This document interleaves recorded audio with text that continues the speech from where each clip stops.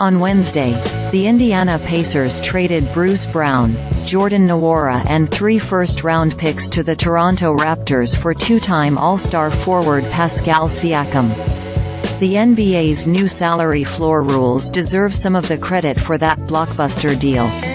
The Pacers signed Brown this past offseason to a 2-year, $45 million contract, which includes a $23 million team option in 2024-25. He was a key cog in the Denver Nuggets' run to the NBA championship last season, averaging 12.0 points on 51.1% shooting, 4.0 rebounds and 1.9 assists in only 26.5 minutes per game in the playoffs.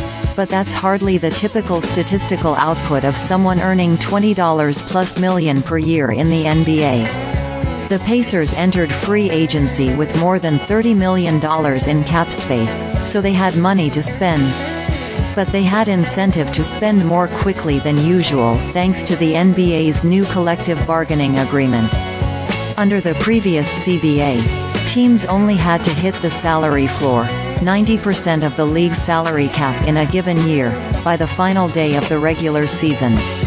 Those that didn't had to distribute the shortfall among the players on their roster that year.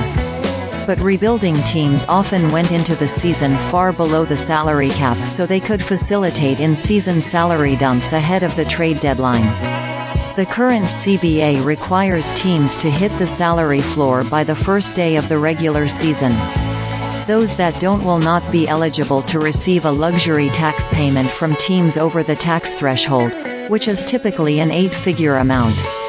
If this past offseason is any indication, that will all but eliminate the strategy of teams taking a ton of cap space into the year. Rather than forfeiting their tax check, the Pacers decided to give Brown a 2-year balloon deal. They spent most of their cap space on a key cog of the reigning champion Nuggets, but they had full control over whether he'd remain under contract in 2024-25. For a team that hoped to get back into the playoff mix, it was a low-risk, high-floor signing. The Pacers' gamble was paying off, too. Brown averaged a career-high 12.1 points on 47.5% shooting, 4.7 rebounds and 3.0 assists in 29.7 minutes per game across 33 starts with them, and they got off to a 23-17 start prior to Wednesday's trade. He isn't an all-star by any means, but his jack-of-all-trades skill set makes him an easy fit on any roster. It's unclear whether the Raptors plan to keep Brown or reroute him by the February 8 NBA trade deadline.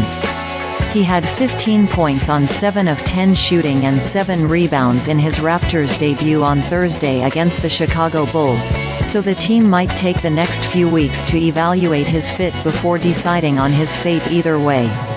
Regardless of whether the Raptors eventually trade Brown for even more assets, the Siakam deal could become a blueprint for rebuilding teams with significant cap space.